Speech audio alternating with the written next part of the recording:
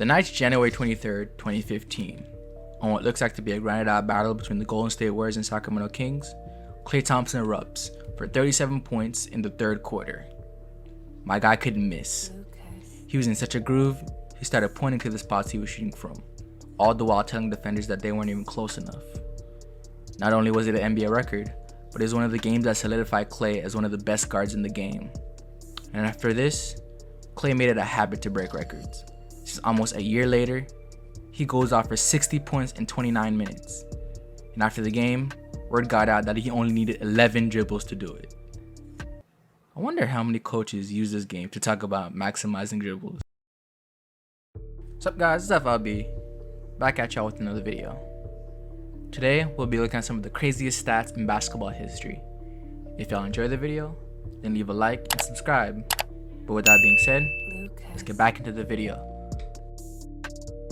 Do y'all remember back in 2017 when a sophomore LaMelo Ball dropped 92 points in a high school basketball game, hitting ridiculous shots all while humiliating kids that probably just got out of algebra? Yeah, that game was crazy. But you know what's crazier? Is that this doesn't even rank in the top 20 highest scoring high school basketball games. In fact, it doesn't even rank in the top 5 modern high school basketball games. But since we can barely find footage of those, we'll let LaMelo have a pass. But that's high school. So what about the time that D3 player Jack Taylor scored 138 points in a single game? But that's not even the craziest part, because just a year later, he scores 109. Freaking ridiculous. I can't even fathom scoring 40 points, much less 109.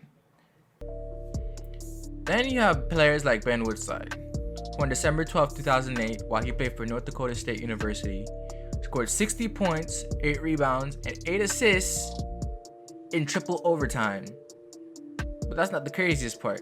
The craziest part is that he went 30 for 35 from the free throw line. Look, I know we make jokes, but if that's not like the most James Harden stat line I've ever seen in my life, I don't know what is. But those are crazy good games. So what about the crazy bad ones? Well, for that, we looked at back in 2012 in a girls' state championship game back in Oregon between the Springfield Millers and the Wilmette Wolverines. In this game, the score at halftime was 4-0. You read that right. The score in a state championship game was 4-0. This was due to Wilmette trying to limit then number 1 player Mercedes Russell's touches in the paint. This was later backfire though, since Springfield would still go on to win the game 16-7. But that's not the only time the ball holding tactic was used. The other notable time was in Georgia, in a game between Bibb County and Brookwood High School. In the whole game, a whopping 2 points was scored. No, like the entire game, only 2 points. Not a half, not a quarter, the whole game.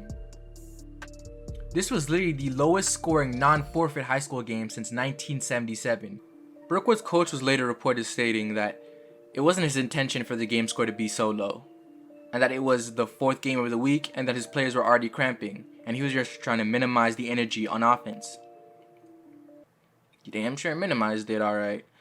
But those aren't the big guys, and the NBA has had its fair share of low scoring games.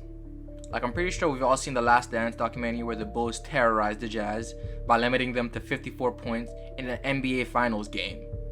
But that's not even the lowest in recent history. For that, we looked at 1999, where in a case of what I can only call cruel irony, the Chicago Bulls only scored a whopping 49 points against the Miami Heat.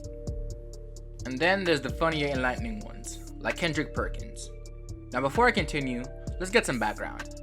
Kendrick Perkins is a 6'10 center out of Clifton J High School, who's better known for his years on the championship Celtics and icing his knees after playing a staggering 5 minutes in the 2015 playoff games.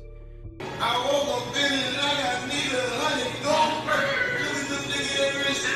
$100. Look at the flick of the wrist. Woo!